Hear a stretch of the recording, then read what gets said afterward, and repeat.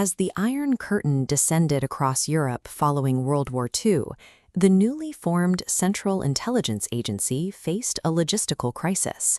They had almost no deep cover access in Eastern Europe, no secure communication lines, and no way to move untraceable money behind enemy borders. OSS Director William "Wild Bill" Donovan and future CIA Director Alan Dulles recognized that building a global intelligence network from scratch would take decades. To counter Soviet influence immediately, they decided to co-opt a network that already existed. They looked to the Sovereign Military Order of Malta. With centuries of history, the Knights maintained a highly structured infrastructure across Europe that predated modern nation-states. Crucially, international law recognizes the Knights of Malta as a sovereign entity, an official state that exists without physical borders. This unique legal classification provided American intelligence with a ready-made set of diplomatic loopholes. This alliance allowed the CIA to bypass the slow process of establishing formal embassies. By embedding their operations within these elite religious networks, the agency gained a shield of instant global immunity. Because the Order of Malta holds sovereign status, it can issue its own diplomatic passports.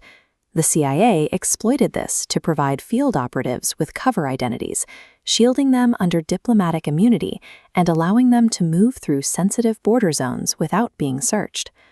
Once across those borders, agents utilized the Order's post-war rat lines. Originally established as secret escape routes for European refugees, these logistical channels were repurposed to extract valuable assets and insert operatives directly into Soviet-controlled territories. William Donovan utilized these same clandestine routes during Operation Paperclip. Through Malta-connected channels, the agency successfully moved former Nazi intelligence officers and scientists out of post-war Europe and into American research positions. Physical mobility required secure communications. The agency tapped into the Vatican's centuries-old intelligence networks, gaining access to regions where standard American diplomats were strictly banned. This diagram illustrates how the CIA adapted the Order's historical communication protocols. By taking the sophisticated cipher systems the Knights had used for centuries, American intelligence modernized them into secure cryptographic networks for Cold War signal operations. They also leveraged the Order's public influence. Several prominent Knights were founding members and financial backers of Radio Free Europe. While broadcasting to the Eastern Bloc, the network's infrastructure offered reliable cover for CIA operatives on the ground. By utilizing the institutional cloak of the Order, the CIA effectively bypassed a fortified geopolitical boundaries and communication barriers of the early Cold War. This flowchart tracks Black Ops funding. Pushing capital through the Vatican Bank created untraceable money laundering channels for European shell operations. The CIA deployed these funds through Italian nobility to secretly finance preferred candidates and manipulate post-war Italian elections, keeping communists out of power. This photograph shows the result of that financial influence in 1948 Italy. These posters represent the propaganda battleground that was being funded through these hidden sovereign networks. The alliance extended into the political underground. Many Knights held dual membership in the secretive P2 Masonic Lodge, creating a powerful, hidden shadow government that the CIA tapped into for covert operations throughout the Mediterranean and Latin America.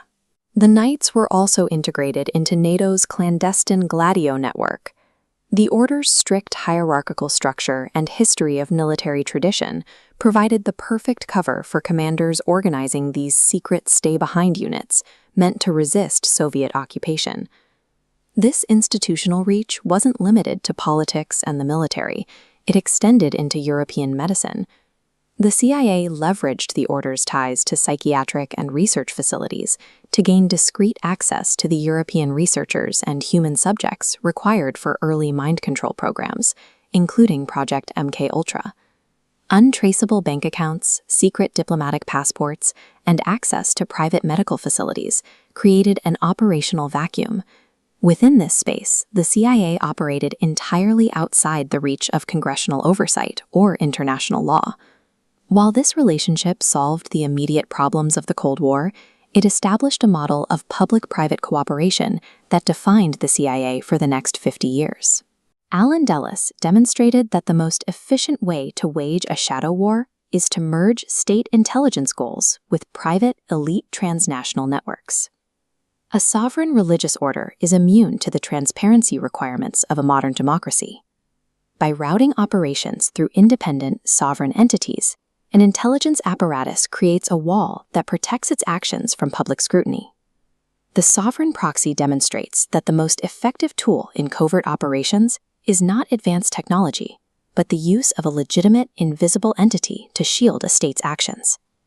The modern covert world took shape the moment a new superpower decided to hide its darkest operations behind the shield of an ancient holy order.